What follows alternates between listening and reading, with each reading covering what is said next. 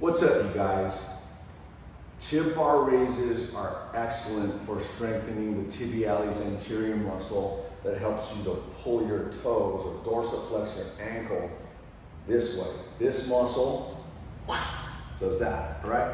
However, for me, I have trouble getting set up to do the traditional TiB bar raise where I gotta get this device somehow on my ankles, and then with my ankles basically tied together, I'm supposed to try to get into this position with my leg supported by a bench, and then to do an isolated TiB bar movement. All right. As a trainer, I found that it doesn't matter how good an exercise is, if it is difficult to get into or get out of, as well as perform, it's not going to be done. So I'm going to show you a variation that works for me and my clients. I hope it's helpful to you as well. Looks like this. What's nice about this is, number one, aside from it being a little easier to get into position for this, it turns what's normally an isolated tibialis anterior movement into a full body anterior chain expression. So all you gotta do is just sit on a bench or whatever you've got so that your thighs and the back of your knees are kind of supported. Then you're gonna hook up on your TiB bar. Okay, just have 25 pounds of weight here. It's another nice thing is when you do this, you don't need a whole bunch of weight. So if you don't have a lot of weight at home, you're gonna get more bang for the buck doing it this way. So right now, by just leaning back, I'm getting a very strong quadriceps, hip flexor, and abdominal integration into what I'm doing with the TiB bar here. Okay, I'm getting a super big stretch down here and a long pull that's supported by all of this musculature upstream of the tibias. Okay, so right here, boom. All right, and then, okay, so I can do a bunch of these, and I'm feeling my quads, I'm not a big fan of isolation exercises, that's just me.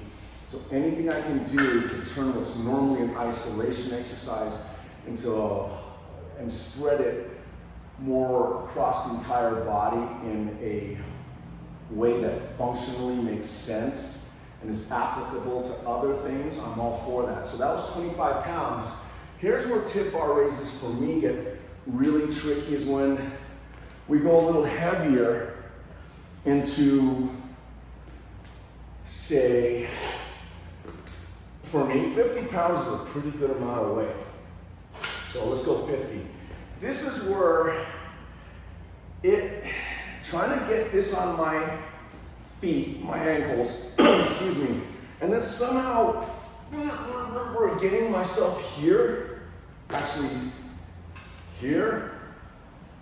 I don't know how many people are willing to put up with that. I certainly am not. That's kind of why, out of necessity, I came up with this. But also, once again, I'm not into the isolated nature of any exercise. If in some way I can bring that exercise into other parts of my body, my system.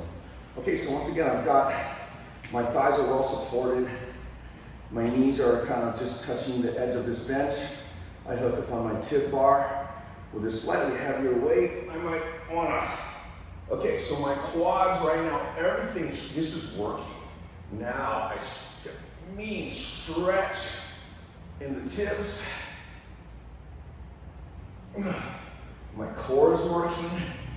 Everything, what's called anterior chain, tibialis anterior, quadriceps, hip flexors, and abdominal muscles are working hard on this. Okay, now to get out, I just lower it, and I'm done. Anyway, I'm not telling you that the traditional means of doing TiB bar raises is bad, but if you like an alternative that is a little easier to get into and will give you a much more global effect throughout your body, give this a try. Much aloha.